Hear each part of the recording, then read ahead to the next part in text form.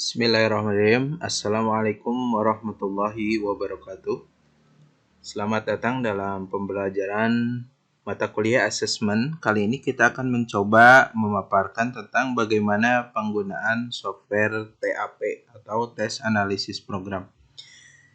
Di sini digunakan versi yang 6.65 ya. Sebetulnya sudah ada versi yang lebih baru dari software TAP ini, yaitu versi 19.1.4 ya.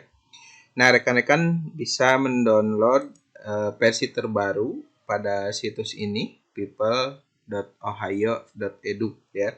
Tinggal di-download, ini adalah versi terbarunya. Nah, pada kesempatan kali ini kita tetap akan mencoba menggunakan versi yang 6 karena kebetulan saya sudah menyusun beberapa contoh menggunakan versi yang 6 ya. Secara tampilan baik versi yang 19 maupun versi yang 6 tidak ada perubahan yang sangat signifikan ya, hanya memang tampilan lebih fresh ya. Nah, baik, kita langsung saja lanjut bagaimana menggunakan aplikasi TAP ini. Yang pertama di sini kita lihat ada beberapa menu mulai dari file, analysis ya, kemudian option, example dan help ya. Kemudian ada menu input dan menu output ya. Untuk memulai menginputkan data, kita klik new data, enter new data. Nah, pada bagian ini kita lihat ada title. Nah, ini untuk menuliskan filenya ya, judulnya apa. Misalkan kita tulis saja latihan TAP ya. Kemudian komen ini bisa kita kosongkan saja. Nah, kemudian untuk menentukan berapa jumlah siswa, kemudian berapa soal yang akan kita buat ya. Kita lihat pada bagian bawah ini ada kolom student ya. Kolom student ini kita isikan sesuai dengan jumlah siswa yang akan mengikuti atau akan diinput datanya ya. Misalkan ada 30 siswa. Kemudian jumlah item tesnya ya, misalkan ada 20 ya. Nah, kemudian lihat di sini akan muncul otomatis seperti ini ya. Akan muncul menunjukkan nanti ini adalah item soal yang akan kita input ya. Nah, kemudian di sampingnya ini untuk menentukan panjang karakter ya. Nanti kita akan menuliskan di sini ya nama siswanya ya. Misalkan kita masukkan 20. Nah, nanti ini untuk kolom memasukkan nama siswanya ya. Selanjutnya kita isikan pada bagian key ini adalah kunci jawabannya.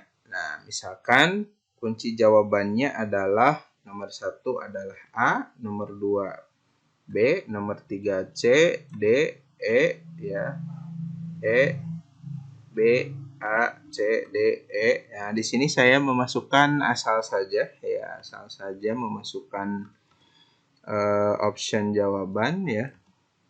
Sampai terisi semua ya, 20 item soal.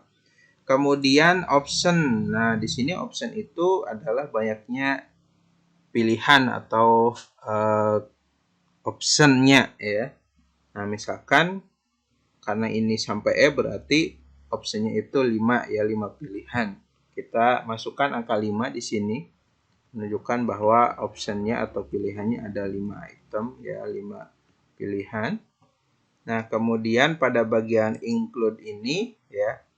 Nah, kalau datanya sudah terinput ya, kunci jawabannya, kemudian optionnya adalah 5 option.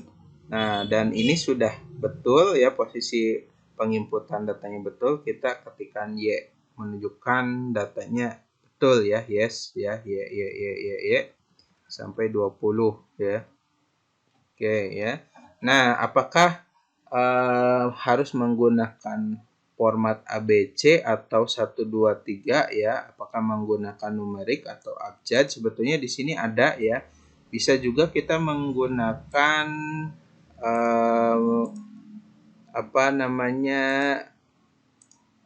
Oh ya, maaf, belum diinputkan ya. belum diinputkan. Nah, nanti untuk optionnya, misalkan kita akan menggunakan numerik, berarti nanti kalau menjawab A ini 1 ya.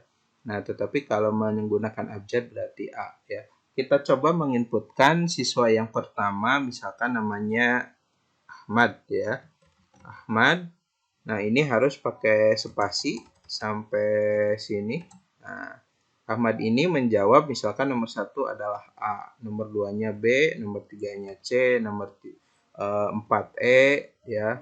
Ini saya masukkan asal saja ya. Nanti kita akan coba menggunakan data yang betul-betul sudah diinput ya. Ini saya sebagai percobaan memasukkannya asal ya.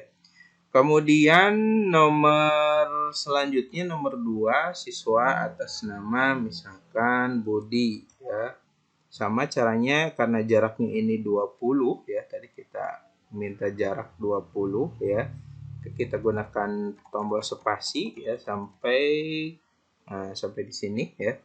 Sampai ke nomor 1 ya. Di sini Budi misalkan nomor 1 menjawab B, nomor 2 menjawab C, nomor 3 D, nomor 4 E, nomor 5 A, dan seterusnya ya. Kita isi sampai 20 ya. Nah, ini sekali lagi saya hanya menginputkan asal ya. Nah, untuk kunci jawaban ini sebetulnya kita bisa mengconvert ya format datanya ya, bisa dirubah misalkan ingin menggunakan apa namanya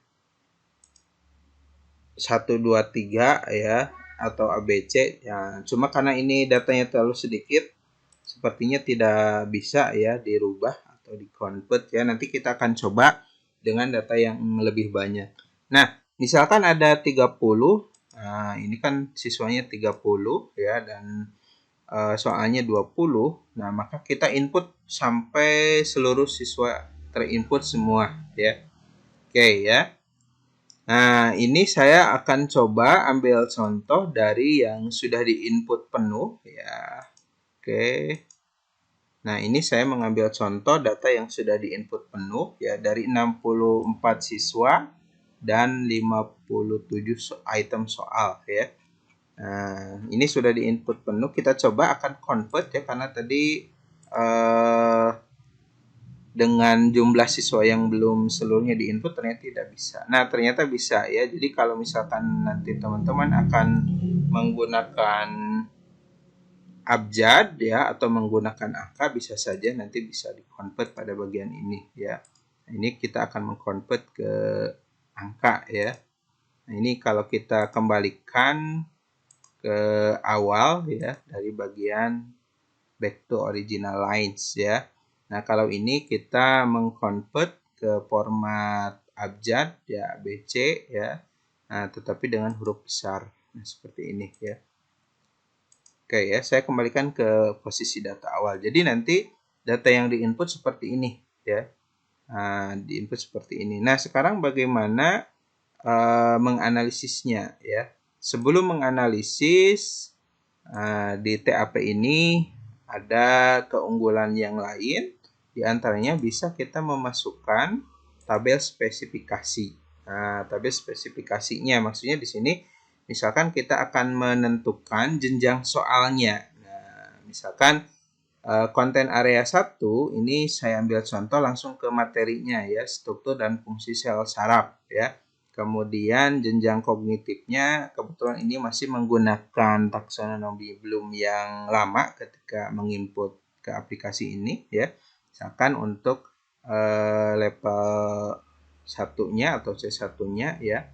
Ini inferensi ya, kemudian dan seterusnya ya sampai C6 ya. Nanti setiap soal nanti bisa ditentukan level kognitifnya. Nah, nanti misalkan soal nomor 1 C1 ya, soal nomor 2 C2 dan seterusnya. Nah, ini salah satu keunggulan yang lain. Kemudian juga di sini ada beberapa alternatif pilihan untuk taksonominya. Tidak hanya menggunakan Bloom, tapi ada taksonomi Pophan, ada taksonomi yang dikembangkan Robert Cake ya, dan yang lainnya ya. Dalam hal ini kita menggunakannya yang taksonomi Bloom ya. Oke ya, ini sudah kita inputkan juga untuk tabel spesifikasinya ya. Nah, kemudian juga di sini di TAP ini kita bisa menganalisis dengan membandingkan beberapa jenis rumus ya, khususnya untuk nanti reliabilitasnya. Baik, kalau kita akan menganalisis, kita sudah oke ya, kita pilih yang ini, close and analyze ya. Oke, nah akan muncul seperti ini ya. Akan muncul seperti ini.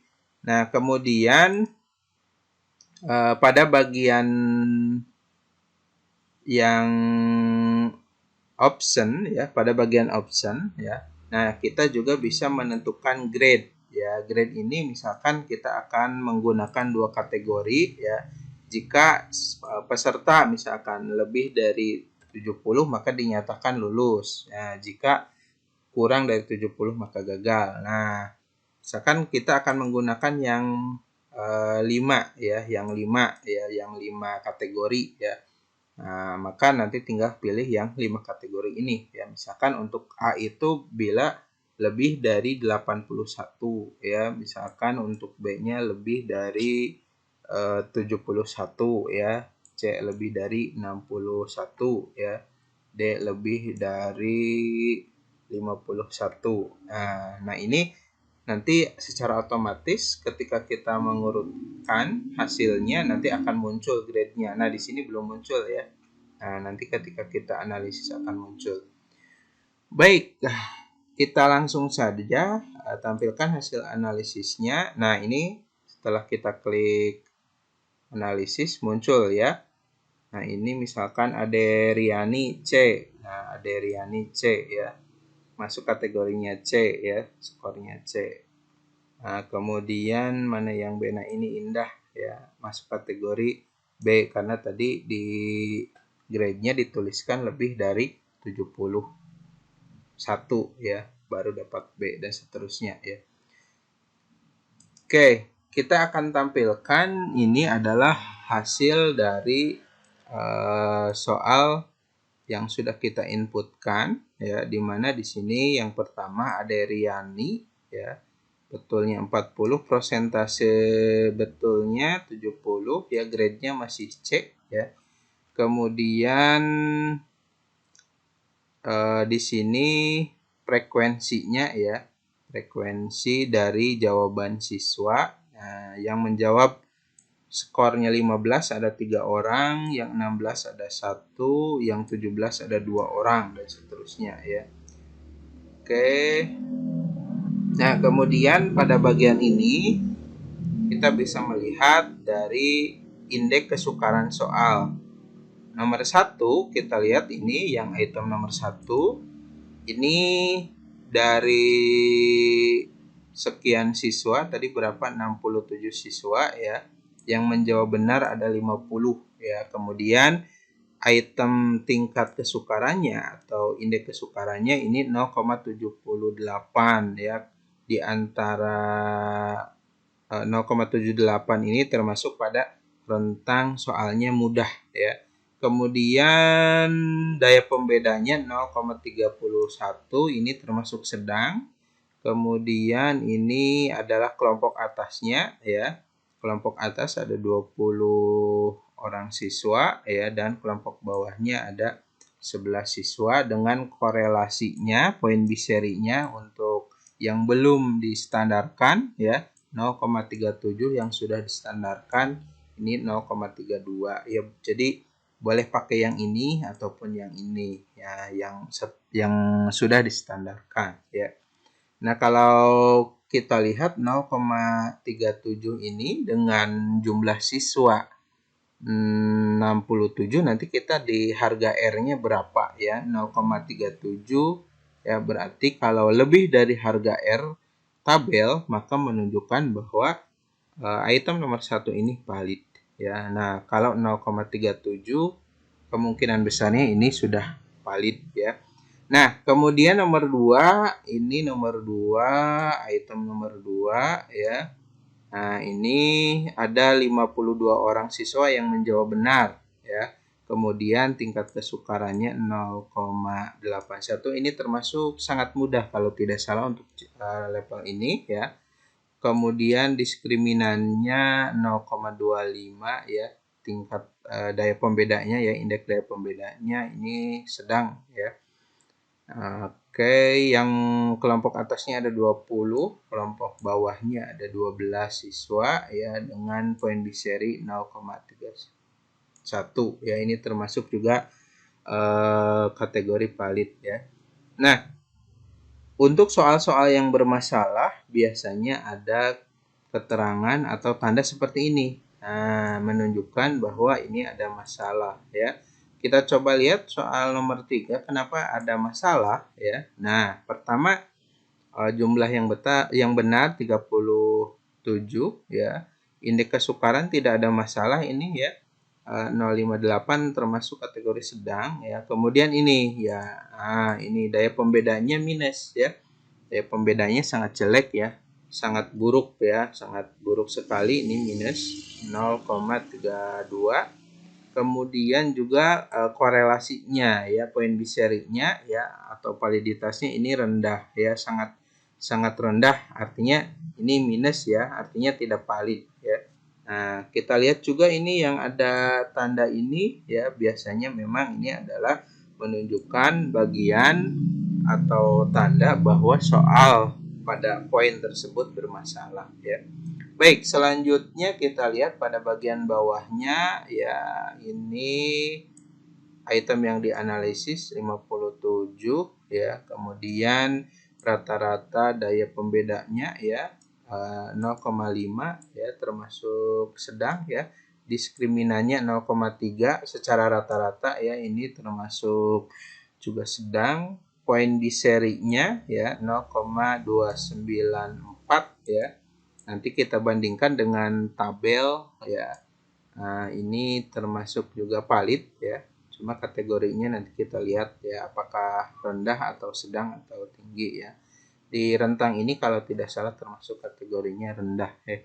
Kemudian untuk reliabilitasnya dengan menggunakan rumus KR20 atau Alpha Kronbach ya. Ini 0,8, ini sangat tinggi ya. Kemudian reliabilitasnya menggunakan KR21 0,773. Juga termasuk sangat rentang tinggi ya. Termasuk rentang tinggi. Jadi baik menggunakan rumus KR20 maupun KR21 ternyata reliabilitasnya termasuk baik ya. Nah, kalau menggunakan rumus Spearman-Brown atau split half bagaimana? Nah, ini ternyata juga hasilnya bagus ya.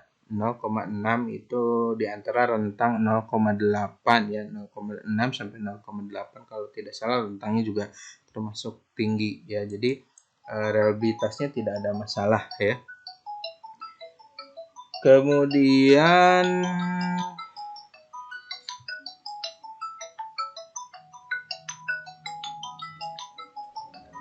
Kemudian kita lihat pada bagian yang lainnya ya. Oke ya, ini bagian konten area ya. Pada struktur dan fungsi ini rata-rata kesukarannya 0,6 ya. Dan soalnya ini ada pada soal nomor 1, 2, 3, 4 dan seterusnya ya. Kemudian soal konten area sistem saraf pusat ya. Nah, ini rata-rata tingkat kesukarannya ya, level kognitifnya ya 0,360 ya. Nah, ini ada pada soal-soal nomor 10 dan seterusnya ya. Dan seterusnya ya. Nah, di sini kita lihat juga pada bagian bawah ya. Ini pada bagian selanjutnya ini ada rangkumannya ya yang lebih detail ya terkait dengan konten area, kemudian level kognitifnya ya. Nah, kemudian rata-rata indeks kesukarannya ya, dan soal yang disajikannya nomor berapa saja ya. Oke. Berikutnya di bagian indeks diskriminan atau daya pembeda ya. Kita lihat di sini pada option 1 0,000 ya. Kemudian option 4 juga 000, berarti option ini ya, option 1 atau option A dan option D ini tidak berfungsi ya, tidak berfungsi dengan baik ya, sehingga tidak ada yang memilih ya. Nah, adapun jawabannya ada di sini ya. Jawabannya ada di option 3 atau C ya. Nah, kalau tidak ada yang memilih, berarti option tersebut termasuk adalah option yang jelek. Nah, ini option-option ini nanti harus kita perbaiki ya. Nah, ini juga nomor 5 ya, option 4 ya, option D ya. Nomor 6 juga sama dan seterusnya ya. Oke. Nah, ini kurang lebih secara singkat ya, bagaimana cara penggunaan software TAP ya, dan bagaimana cara menafsirkannya. Terima kasih. Billahi taufiq wal hidayah. Wassalamualaikum warahmatullahi wabarakatuh.